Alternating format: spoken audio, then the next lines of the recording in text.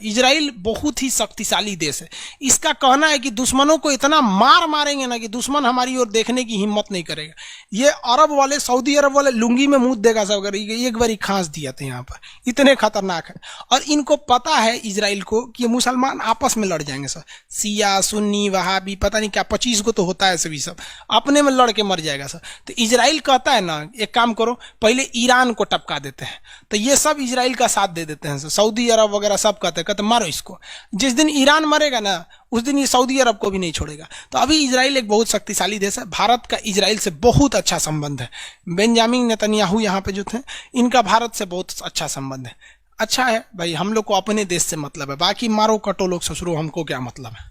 ये वाला देश है जॉर्डन। ये देश कौन सा है? जॉर्डन। जॉर्डन में राजतंत्र है। जॉर्डन की सीमा इजराइल से लगती है। एक बार जॉर्डन इजराइल में हमला हुआ, इजराइल ने इतना मार मारा जॉर्डन को कि आज तक जॉर्डन इजराइल से झगड़े नहीं करता है। एक बार इजराइल का सीमा फिलिस्तीन इससे लगता है सीरिया से, तो जॉर्डन ने इजराइल ने इतना भयानक मारा सीरिया से कि सीरिया वालों ने पेंटे में हग मुद दिया था सब। उसके बाद ही कभी लड़ाई नहीं लड़ा सर। एक बार लेबनान वाला ने हमला कर दिया इजराइल पे। इजराइल वाला लेबनान से घुसा घर में घुस मारा था। 2,000 लोग को ये मार दिया, मोहल्ला साफ कर दिया। तो लेबनान वाला भी नहीं लड़ता है सब।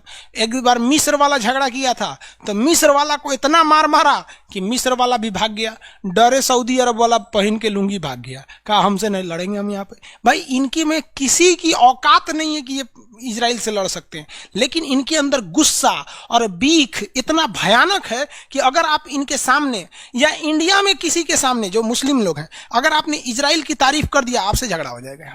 लेकिन इनकी हैसियत नहीं कि जाके लड़ाई कर सके यहाँ पर, क्योंकि इजराइल बहुत पावरफुल है। इनके पास अपना एगो हेलीकॉप्टर नहीं बना पाता। अरे AK-47 नहीं बना पाते, इजराइल से कौन चीज लड़ेंगे यहाँ पर। बेहतर यही है कि लड़ाई के चक्कर में मरा जाओगे, कुछ बचेगा नहीं तो देख लो मारा भयानक।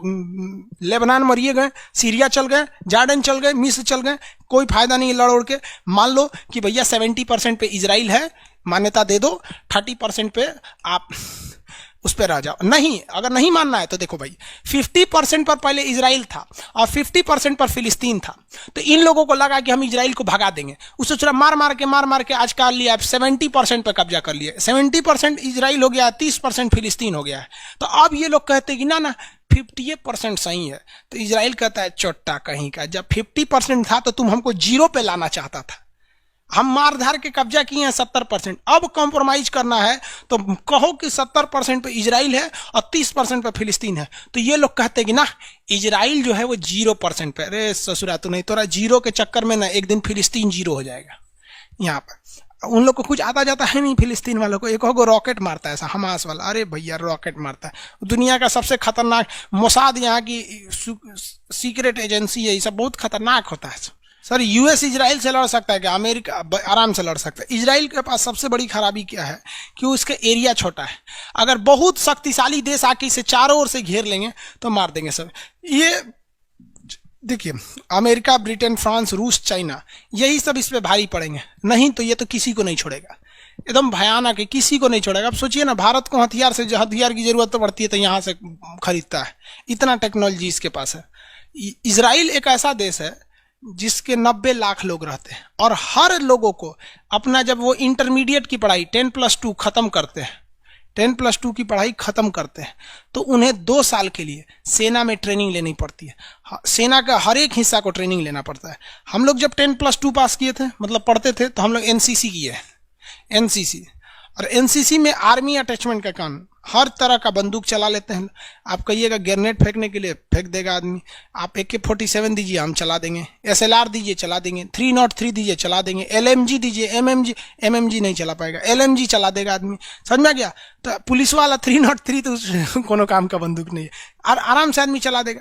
तो हम लोग को NCC दिया गया। NCC क्या है कि फौज का एक बच्चा है। जिस समय फौज में लड़ाई में सेना घट जाएगी तो हिंदुस्तान में जितने NCC लोग हैं, हम लोग NCC सर्टिफिकेट किए हैं अल्फा ग्रेड से, तो हम सीधा बुला लिया जाएगा। आ जाइए खान सर, हम आप लोगों को लिख देंगे due to technical issue class 1 महीना तक नहीं होगा, हम चल जाएंगे बॉर्डर पर लड़ने गलवान घाटी में, समझा गया। अब लेकिन सेना हमारी इतनी बहादुर है कि हम लोग की जरूरतें नहीं पड़ेगी, लेकिन हम लोग अपने आप को सौभाग्यशाली समझेंगे कि सेना कम से कम हम लोग को ये बुला ले कि सेना लड़ रही है, पीछे से हम लोग गोला बंदूक भी पहुंचना है, हमारा तो पहुंचाने देगा तो हम उधर रुक के चलाने लगे, इससे ज्यादा नहीं, समझा। तो इजराइल के पास इतना पैसा है, इतनी टेक्नोलॉजी है जिसका कोई हद नहीं। इजराइल को हराना मुश्किल ही नहीं, नामुमकिन भी है। इजराइल इतना कैसे पावरफुल बन गया? पढ़ाई के दम पे। वहां पे पढ़ाई का लेवल बहुत ज्यादा है, एडवांस पढ़ाई बहुत ज्यादा है, और हम लोग के यहाँ पढ़ाई का लेवल बहुत ही कम है। शिक्षा इतना कम